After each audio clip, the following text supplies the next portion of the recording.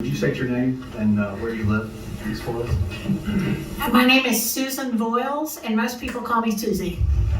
I live in Sandy Springs, Georgia, which is in Fulton County. And tell me about your being a poll manager and what you've done. Mr. Smith, I'm going to need for you to, I know she's behind you, but I'm going to need for you to speak into the microphone so that you can be heard online. I'm sorry to interrupt you, but you may want to start over. Okay.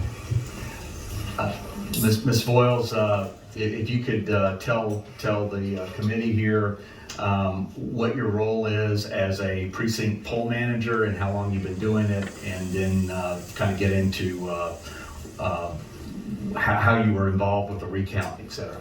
I'd be happy to. Okay. I have been a manager of a precinct polling location in Sandy Springs for over 20 years. I've mostly been in the same location. When they consolidated polls, however, they asked me to move to another poll. Then when they pared them down, I got to go to SSO2 again, which I thought was a wonderful thing. Anyway, I have never experienced in all my time an election quite like this one. I have never seen such poor handling of not only the machinery, but the chain of custody from the very beginning was so flawed. I went in on Sunday, and that's the typical day that we pick up our things. And all our equipment, our big BMDs, the ballot marking device, is supposed to be put in place. Could you tell what date that was, please? Yes, that would have been Sunday, the 1st of November. It's always the Sunday prior. And that Friday prior to that, our ballot marking devices are all supposed to be in the location of our poll. Up to that point, I had no idea that mine were not there. But when I went in on Sunday, I'm to pick up my poll pads, a lot of material, and the poll pads are really an updated version of the numbered list of voters. It's just on an iPad-like device. And it also has a place where I can encode the cards for the voters, the voter access cards. But when I went in, the only thing I received was my telephone. And Ms. Voiles, I'm sorry. Could you? We've got limited time. Why don't we skip ahead to when you were involved with the recount on November 14th? I'd be happy to. Okay. On Saturday, well, I was called the day before on the 13th. Friday the 13th, I was called and asked, could I obtain two of my assistant managers, and would I be willing to go down to perform the audit? I said, yes, I would. Unfortunately, we had to sign up for the entire 5 days, Saturday through Wednesday, and from 7 a.m. to 5 p.m. every day. If we could not commit to that time, they did not want our services. So I could, but my other assistant managers could not. I did go down with another manager, and our first box that we finally got close to 10 o'clock in the morning, I believe it was 9:45, because they didn't have enough tables for everybody. They weren't prepared for as many as they asked to come. Our first box that we got was a corrugated cardboard box that was not the size of a typical file box, but it was just like maybe a book box if you were moving. It was bound together with packaging tape, and on the top of that, clear packaging tape, on the top of that was the seal that should be totally pressed down like a sticker from the Secretary of State's office, which should, according to chain of custody, have the signatures of those who had prepared this box, who had been the last to touch it. Likewise, at the end, that would have been my responsibility once we had gone through the contents to do the same thing, replace it with a new seal with my signature and my partner's signature. We were instructed how we were to do the ballots, and our first batch, our first box was contained 8 batches of at least 100 apiece. One batch did have 110 in it. And as we went through the batches, they were normal absentee ballots, and most of them were pretty worn until we came up to a batch that is, it was, my words were pristine. It was white. It was so white. And this is a typical absentee ballot. You can see how when it comes to you in the mail, how it's got many folds in it. These had no folds. You could see where it should have been folded if it went through a folding machine, or for the voter to figure out easily how to do that. But these did not have that. I was running my hands up, and I said to my seatmate, I said, feel these, they feel different. And when you have filled absentee ballots for as long as I have, and the years are creeping up there, you know the feel of them. You know the feel of a real dollar bill. You know the feel of a play dollar bill, even though it might look genuine. But the thing that really jumped out at us, besides the feel of these ballots, besides there were no folds, was the fact that the first one that was bubbled in had almost a little eclipse of white in the bubble where you would bubble in. And in that ballot, I mean, everything else was right there. But as we began to proceed through, because we had to sort these by Donald J. Trump, Joseph R. Biden, and Joe Jorgensen, and then write-in if we happen to have a write-in. What we began to notice was an overwhelming amount were exactly, not possibly, but exactly the same. So these absentee ballots had no folds in them, yet they were presented as absentee ballots. Even if they'd wound up as a provisional ballot, which is similar in structure, just different type of envelopes, it would have been exactly the same. There would have been folds in them, but these ballots were exactly the same, and there was one in the middle of the stack that all of us at times have pulled something out of a scanner or a copier too soon, and the image is not square on the paper. And that's exactly the way one of these ballots was in this batch. It was also striking to me that rather than having the customary 100 to the batch, it had 110. We found this to be quite an oddity.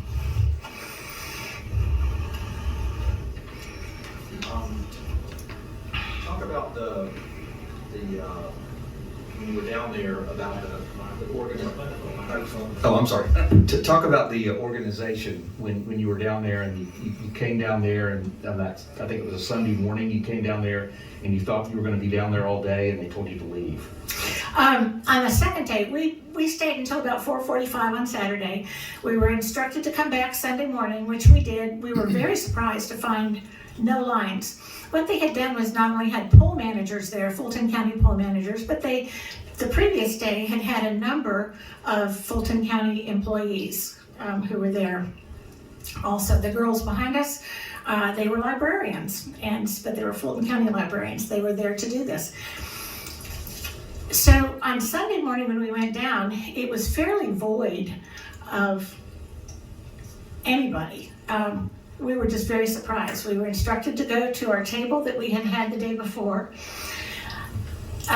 People came in after us, including the people at the table behind us.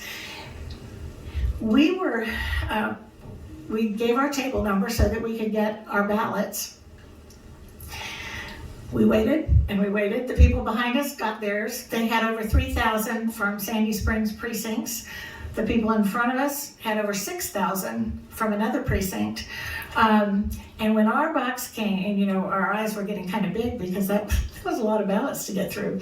When we got ours, we opened up our box, and the Fulton County ballot boxes are like heavy-duty suitcases with padding on the inside and roller carts. We had the young man unseal ours, and then when we opened it, I was kind of aghast. we had one batch of the machine-generated ballots in there from the BMDs, the ballot marking device. There were 60 of them in that batch. They were all from a quality living center, and which is in, I believe, southwest Atlanta. I do know it's South Atlanta. And all we had was 60. And we stayed around and we asked for another batch, and we waited and we waited and we waited. Did not get one. We volunteered to help the other people who had such enormous stacks, and we were told that we were done. So the thing that was also an oddity to us, whether it was the Sunday bunch, I've done this long enough to know the votes are usually fairly even, and this was not the case either with the absentee type ballots or when you're seeing a stack where 98% of them are for one candidate. Those are overwhelming odds, particularly when you look at the overall vote count. Were there other, when we were told to leave, was there anybody else still left there, still counting? Oh yes, this was 10 in the morning, and that's why we volunteered to help the gals behind us and the gals in front of us, or anybody else in the room. But we were told to leave. Some other friends of ours, Dr. and Dr. Roll, were told to leave. And so I suggested to my partner that we left. And when we were there the night before, there were pallets of ballots that needed to be addressed and counted. And those pallets were non-existent the next day. And to be told we had to block off so much time and miraculously finish by 10 o'clock on Sunday morning and not required for any other service. That was amazing. No further questions of this witness. Thank you so much, Mr. Chairman. Ms. Bowles, thank you for being here with us today, and thank you for working as a poll manager. As it relates to the ballots that you discovered that were pristine and not folded, I'm assuming as a poll manager, you're familiar with the process of ballot duplication? Yes, I am. Or replication. Oh my goodness. Now, are you speaking if She's something gonna try to come was up with flawed and could not go excuses. through the scanner? Is that Yeah, what you're saying? either flawed and cannot be read by the scanner, or a UOCAVA ballot that is printed on a home printer overseas and then mailed in, and then is going to be duplicated onto a ballot by poll workers such as yourself? I certainly am, but if that were the case with these ballots, the markings would not have been identical through 98% of the ballots. Well, couldn't it be explained, the lack of folding, could that, and the fact that they were more identical, couldn't that be explained by the fact that they were all personally replicated and duplicated with observation by individuals working that same poll? Yes, Well, and my ice cream does not That, melt. the probability of that, I would think, is very slight, because why would 98 ballots have that little white eclipse on the very first presidential ballot? Why would all of them be exactly the same? It was very easy to see that a ballot had been replicated many times. One was hand done, the rest had some other marking device, whether it was copied, whether it was scanned, So your testimony is that they just looked too identical. It's not that, because I understood you to say the fact that they were folded set off alarm, or not folded set off alarms for you, where my more limited understanding of the process is Yes, that you do have it a makes perfect limited sense life understanding. due to the duplication process that not every ballot would be folded. So your testimony is that they looked too similar My testimony to is have that been properly duplicated? correct, none of them were folded. But none of them, if something had been done, it would look somewhat accordion like this. None of them were like this. Well, so can you educate me for a second? Because I guess what I'm not understanding is why those would be folded, because my understanding of the duplication process is that they indeed would be pristine and not folded. Well, you would not have had the score marks in them that where they should have been folded by, if you're familiar with any type of mailing, you know, whether it's a church bulletin or, you know, your school report cards or whatever it is, they have wonderful folding machines. But they are usually sent by the printer. And I don't think it's the fold so much. It was the feel that drew our attention to how all of these were marked. So your testimony is it's not so much the fold, it's that they felt differently. Is that correct? That's what drew our attention to it, was the fact that they felt differently. And then as we began to examine the ballots, we saw that they indeed were different. We had already been through 600, 6 batches, which would have been over 600 ballots. And these were much different. Not explainable by the normal duplication process that No. would be put done as a batch. All right, thank you. Senator Heath?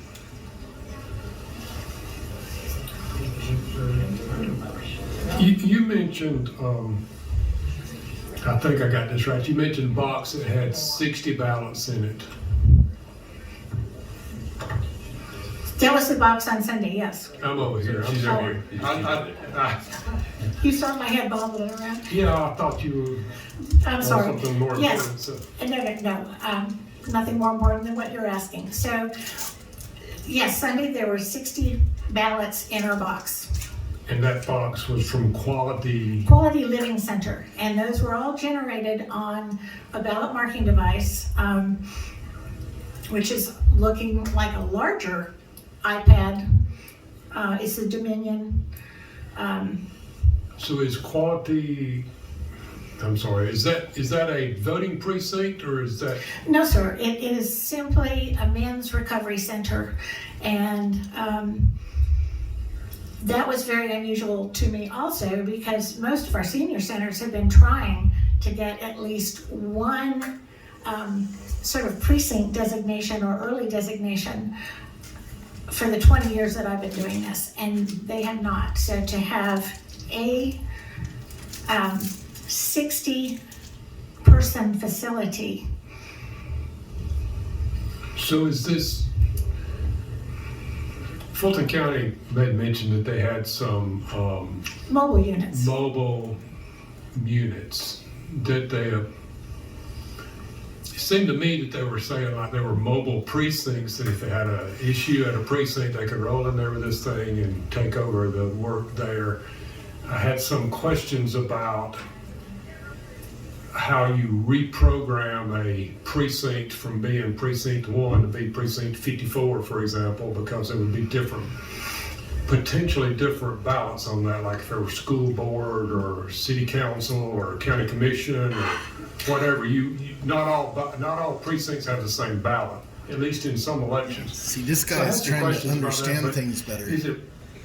Are you implying, or is it possible that this was the results of a mobile precinct that rolled into a quality living center and they all came out and voted? Or I can't say it's not possible. That is a possibility. I'm trying to understand how usually- you knew they came from Quality Living Center. Because that was on the batch of the ballot box. Every batch of ballots that we received told us where they had But that's originated. generally a voting precinct. No, this is not a voting this is just where those 60 ballots had come from. They took a voting unit there, and I cannot answer whether it was a single BMD or whether it was the unit. So it could have been the mobile voting unit or mobile precinct. I think Fulton County testified they had 2 of these, but my point is that they sort of I'm not sure how the level of detail at the elections, but I don't think you can just decide, oh, we'll have a precinct over to Kroger today from noon to 3, and then we'll move over to somewhere else Well, later that day. I don't, and furthermore, I mean, I understand having ballots, a group of ballots that came from a precinct, but a group of ballots that came from an address doesn't seem right. If I might answer your question from another direction, when I finally did receive my poll pads and we were trying to have our first voters vote first thing in the morning, the one thing that we noticed, and I did bring, if you'd like to see, I brought the poll pad. The first thing that came up was the voter didn't belong in that poll, and yet I saw her, her ID and her license address and everything like that, and I thought, well, this is screwy. I looked at it, and our poll pads were actually programmed for Adams Park Library. And so it did show her, as it gave her directions how to get up to where she was standing physically in front of me. And so then at that point, what was done, since when the text finally came in to remedy this problem, they, with the use of the internet, got a hold of Dominion in Denver, and they were able to reprogram those. But I think on a so that they went for my poll, I think on a different level, and I'm not even gonna speculate on the mobile units. I went and I voted in person on October 23rd with my younger sister, who was a first-time voter. And when I went to check in and give them my license and verify my identity to get my voter card, I was told that there was an absentee ballot already out for me. But I never requested one. I've never voted absentee. I always go vote in person. And I had to sign an affidavit saying that I did not request an absentee ballot. So I got my voter card, I voted in person, everything went fine after that. The next day, my mom called the voter center and was told that somebody voted absentee in my name on October 7th. We don't know who that is, and we haven't gotten any answers about that since. And on October 28th, I filled out an open records request for the Fulton County Voter's Office. I received an email from Fulton County Registration Chief, Mr. Ralph Jones, and I called him. He asked about my experience, and he told me he was going to further investigate the situation and get back to me with more answers. On November 3rd, his assistant, Mariska Bodison, emailed me to say that my request was given to the Secretary of State's office for further investigation. I haven't heard anything else from either of them.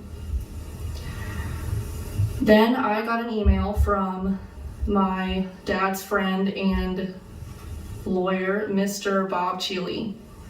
I spoke with Mr. Cheeley on November 19th on the phone, and he wanted to know how the investigation was going. And I didn't know, so I tried to call around to find out more answers for him. And I couldn't get anyone on the phone. Once I did, in the Secretary of State's office, nobody had any answers for me. They hadn't seen my open records request, and they had no answers about how the investigation was going. Later, I spoke with Sharon Griffin in the elections office at the Secretary of State, but she couldn't tell me anything either. I never got another call back, and at this point, I was knowing that I was getting the runaround from everybody. You are not the first person that we have heard of Right. That has had this happen, and this to me is probably some of the most discouraging testimony. Yes, sir. This is probably your first or second presidential election you've had the opportunity to vote in, depending on when your birthday is. Yes, sir.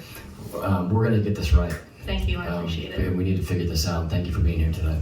I, Harry S. Truman, do solemnly swear. I, George Herbert Walker Bush,